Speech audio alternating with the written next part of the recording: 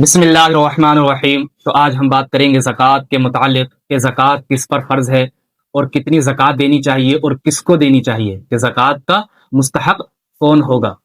تو ہم اسی کے متعلق آج بات کریں گے کہ زکوٰۃ، سب سے پہلے تو ہم یہ جانتے ہیں کہ زکوٰۃ کس پر فرض ہوگی۔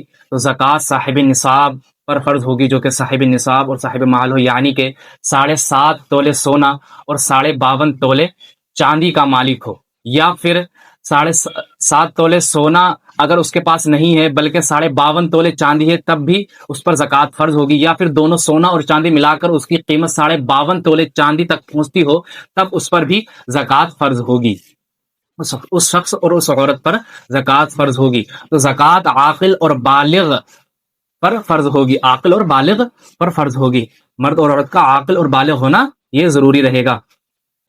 اور اگر مال تجارت ہے اور اس کی قیمت 52.5 تولے چاندی تک پہنچتی ہے تو اس پر بھی زکوٰۃ فرض ہوگی، ٹھیک ہے۔ اور بیچ کر نفع کمانے والے مال میں بھی زکوٰۃ فرض ہوگی۔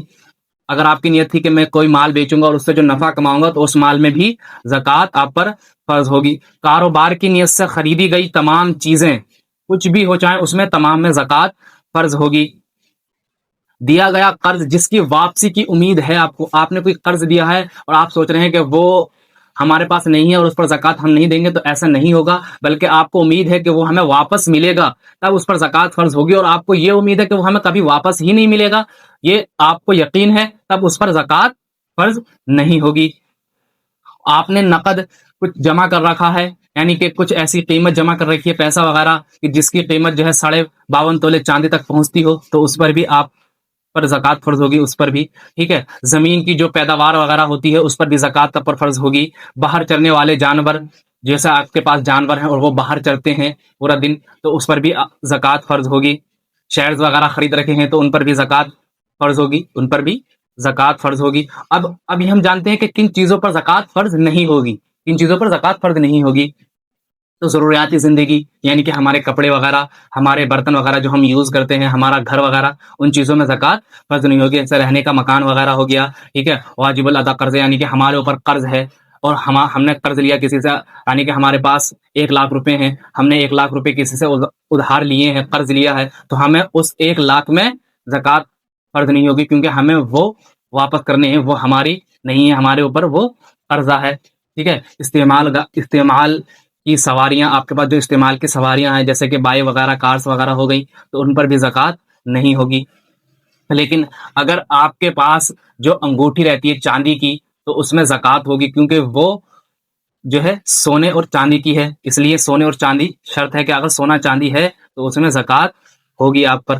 اب ہم یہ جانتے ہیں کہ زکوٰۃ کس کو دینی چاہیے، زکوٰۃ کس کو دینی چاہیے۔ سب سے پہلے تو یہ دیکھو کہ زکوٰۃ کا مستحق ہمارے رشتہ داری میں کون ہے۔ سب سے پہلے تو ہم اپنے فیملی میں دیکھیں گے، اپنے بھائی کو، اپنی بہن کو، اپنے اقارب و رشتہ دار کو۔ اس کے بعد میں ہم اپنے پڑوسیوں کو دیکھیں گے، پڑوس میں اگر زکوٰۃ کے مستحق ہیں تو ہم ان کو زکوٰۃ دیں گے، ٹھیک ہے۔ اور پھر ہم اپنے گاؤں کے اندر دیکھیں گے کہ گاؤں میں کون ہے، تو گاؤں میں اگر کوئی شخص ہے کہ جو زکوٰۃ کا مستحق ہے تو ہم اس کو زکوٰۃ دیں گے، ٹھیک ہے۔ پھر اس کے بعد ہم زکوٰۃ اس شخص کو دیں گے کہ اگر ہمارے گاؤں میں بھی نہیں ہے، ہمارے رشتہ داروں میں بھی نہیں ہے، ہمارے پڑوس میں بھی نہیں ہے، تو جو زکوٰۃ کا مستحق ہے پھر ہم اس تک اس زکوٰۃ کو پہنچائیں گے۔